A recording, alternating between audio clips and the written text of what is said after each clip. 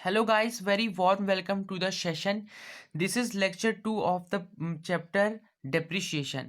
Lecture 1 में हम लोगों ने depreciation के डेफिनेशन को डिराइव किया था, प्रैक्टिकली समझा था और एक क्वेश्चन बनाया था और उसका जर्नल एंट्री पास किया था और उसके बाद फिर हम लोगों ने डिप्रिसिएशन अकाउंट भी बनाया था और फिर हम लोगों ने उसे लेजर में पोस्टिंग भी किया था।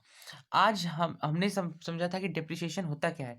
Reduction in the value of tangible fixed asset due to usage efflux of time change in technology, उसे बोलते हैं हम लोग डेप्रिसिएशन। ये हम लोग पढ़ चुके हैं लेक्चर 1 में। अगर आपने लेक्चर 1 का वीडियो नहीं देखा है, नहीं समझा है, तो उस वीडियो को आप जाके देख सकते हैं।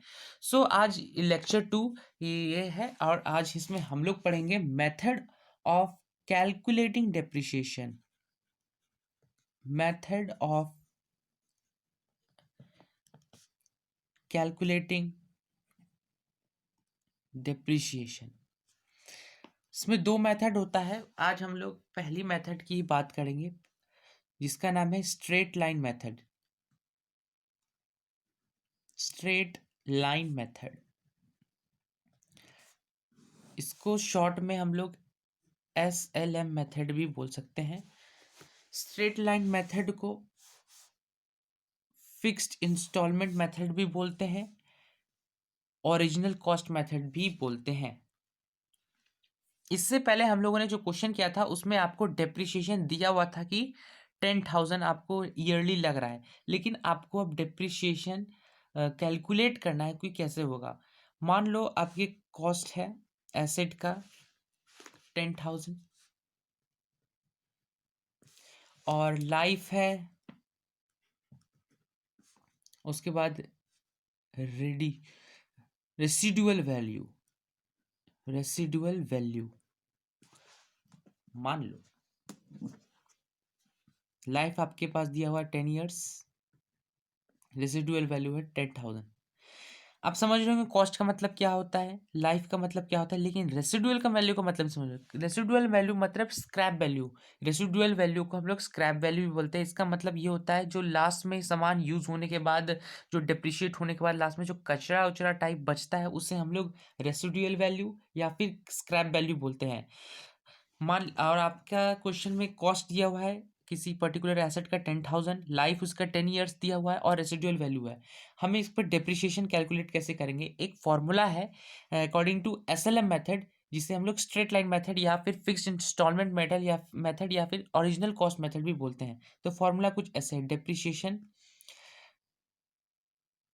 Depreciation is equal to cost minus residual value divided by estimated life. ये हमारा फॉर्मूला है डेप्रिसिएशन कैलकुलेट करने का।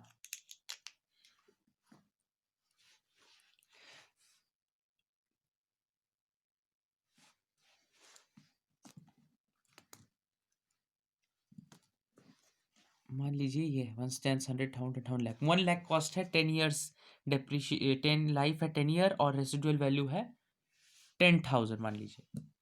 तब हम लोग डेप्रिसिएशन कैसे कैलकुलेट करेंगे, ये फॉर्मूला है। तो stands 100,000 10,000 lakh minus residual value हमें दिया हुआ 10,000, एस्टिमेटेड लाइफ है 10 इयर्स।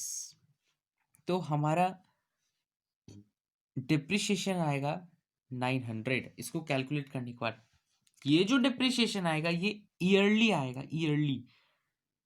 ये जो फॉर्मूला है ये ईयरली का है। ये एक फॉर्मूला, ये एक हुआ फॉर्मूला। दूसरा फॉर्मूला अभी इसमें देखिए आपको दिया हुआ है कॉस्ट, लाइफ और रेसिडुअल वैल्यू। तो हमने ये मेथड, ये फॉर्मूला से डेप्रिसिएशन कैलकुलेट किया। अब आपको दिया रहेगा कॉस्ट, रेट ऑफ डेप्रिसिएशन दिया रहेगा और रेसिडुअल वैल्यू। तो क्या होगा, तो मान लीजिए कॉस्ट है आपकी 2 लाख, 100,000 10,000 लाख, लाइफ है, रेट ऑफ डेप्रिसिएशन दिया हुआ 10% और रेसिडुअल वैल्यू दिया हुआ 20,000। तब कैसे डेप्रिसिएशन कैलकुलेट होगा, इसमें हमें डेप्रिसिएशन कैलकुलेट करने का फॉर्मूला है इसमें डेप्रिसिएशन इसमें कैलकुलेट करने का फॉर्मूला है cost into rate of depreciation. इसमें हमें इस रेसिडुअल वैल्यू का कोई काम नहीं है। जब हमें रेट ऑफ डेप्रिसिएशन दिया होगा तब हम लोग कैसे डेप्रिसिएशन कैलकुलेट करेंगे एसएलएम मेथड के लिए। तो cost into rate of depreciation ये इसका फॉर्मूला है। अब हम लोग इसको सॉल्व करते हैं। कॉस्ट हमारी है 2 lakh, 1/10, 100,000, 10,000 lakh. Rate of depreciation दी हुआ है 10%। तो हमारी वैल्यू आ जाएगी 1/10, 100,000, 10,000 लाख, 10/100।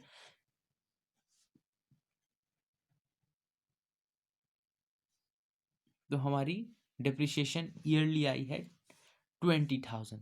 तो इस प्रकार हम लोग डेप्रिसिएशन कैलकुलेट कर सकते हैं। हमने क्या समझा, इससे पहले वाले लेक्चर में हमें जो देखा था वो उसमें डेप्रिसिएशन हमें दिया हुआ था 10,000 जो ईयरली लगा था। अब हम लोग डेप्रिसिएशन कैलकुलेट कर रहे हैं, मेथड ऑफ कैलकुलेटिंग डेप्रिसिएशन। तो हमने इसमें स्ट्रेट लाइन मेथड देखा। इसमें स्ट्रेट लाइन मेथड को हम लोग फिक्स्ड इंस्टॉलमेंट मेथड या फिर ओरिजिनल कॉस्ट मेथड भी बोलते हैं।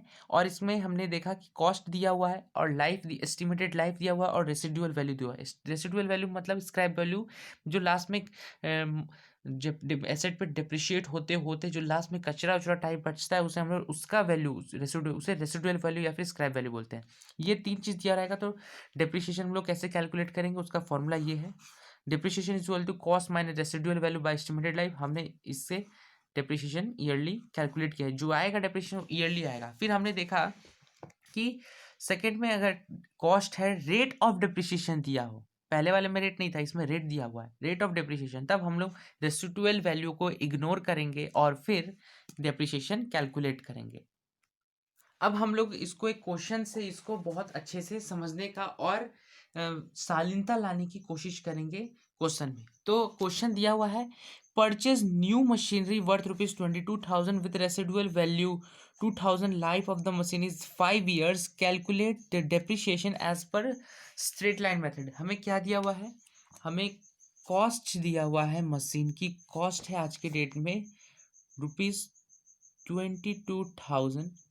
रेसिडुअल वैल्यू है दिया हुआ है हमें 2,000 और एस्टिमेटेड लाइफ है मशीन की 5 years। तो हम डेप्रिसिएशन कैसे कैलकुलेट करेंगे, हमने फॉर्मूला पीछे देखा था, depreciation is equal to cost minus residual value divided by, short में लिख रहा हूँ आप पूरा लिखिएगा, एस्टिमेटेड लाइफ।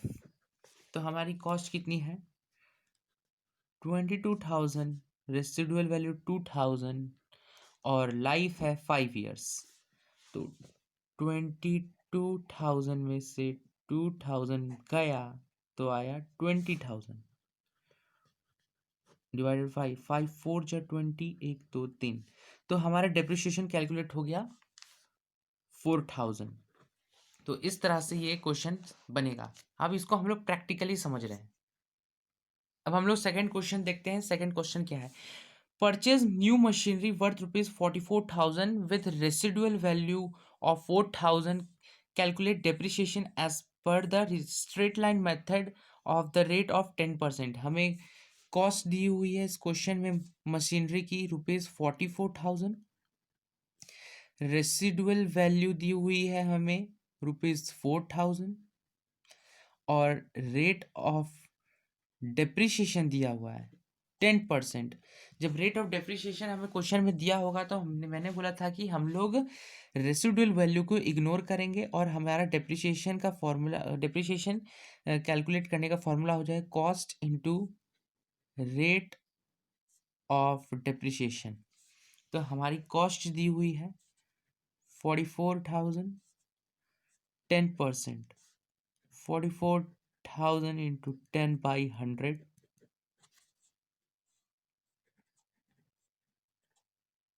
4,400 आज के डेट में हमारा ईयरली डेप्रिसिएशन लगेगा। तो ये था क्वेश्चन नंबर 3। अब हम लोग क्वेश्चन नंबर 4 देखते हैं। क्वेश्चन नंबर 4 दिया हुआ है on 1 July 2020 purchase new machinery worth ₹66,000 with residual value 6,000. Life of the machine is 5 years. Calculate the depreciation as per straight line method, assuming the accounting year is closed on 31st March 2021. अब ये क्या हुआ? इस आप देख रहे हो कि कैसे क्वेश्चन में चेंजिंग आ रहा है। पहले हमने क्वेश्चन नंबर 1 जब हमने किया था तो उसमें हम लोगों ने जर्नल एंट्री किया था, उसका लेजर में पोस्टिंग किया था। उसके बाद क्वेश्चन नंबर 2 हम लोग जाए तो इसमें हम लोगों ने method calculation of depreciation method कैसे कैलकुलेट करते हैं वो निकालना सीखा था, और उसमें हम लोगों ने देखा था कि कैसे निकलता है 2 और 3 दोनों में। अब इसमें देख रहे हो कि इसमें चेंजिंग क्या आया है? इसमें आया है चेंजिंग डेट का। पहले दूसरे और तीसरे में डेट नहीं दिया होता, लेकिन इसमें डेट दिया हुआ है। 1 जुलाई को एक मशीन परचेज किया 66,000 का, और रेसिडुअल वैल्यू 6,000 है, और लाइफ है 5 ईयर्स। हमें कैलकुलेट करना है डेप्रिसिएशन स्ट्रेट लाइन मेथड से, और अकाउंटिंग ईयर कोर्स होता है 31 मार्च 2021। इस क्वेश्चन को करने से पहले हम एक चीज समझ लेते हैं। एक होता है 2 तरह का ईयर टाइम फैक्टर हम बोल सकते हैं उसे। एक फाइनेंशियल ईयर होता है, दूसरा होता है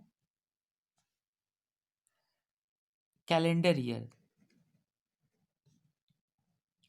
फाइनेंशियल ईयर चलता है हमारा 1 अप्रैल से लेके 31 मार्च, और कैलेंडर ईयर हमारा चलता है 1 जनवरी से लेके 31 मार्च।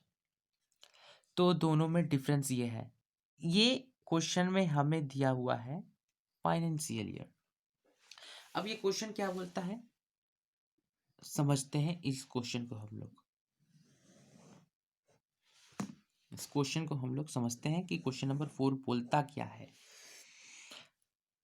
अब फाइनेंशियल ईयर शुरू होता है 1 अप्रैल 2020, और ये खत्म होता है कब? 31 मार्च 2021।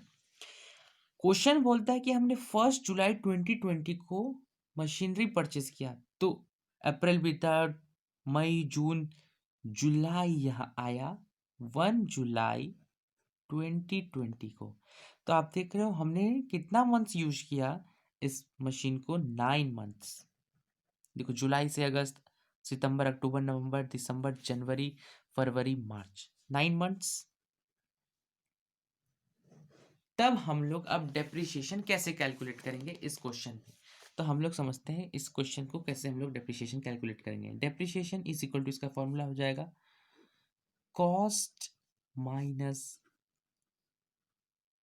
Residual value divided by estimated life into number of months divided by 12। ये हमारा फॉर्मूला हो जाएगा डिप्रिसिएशन कैलकुलेट करने का। तो कॉस्ट हमें कितनी दी हुई है इस क्वेश्चन में? 66,000। तो हम लिखेंगे 66,000। रेसिडुअल वैल्यू दी हुई है 6,000।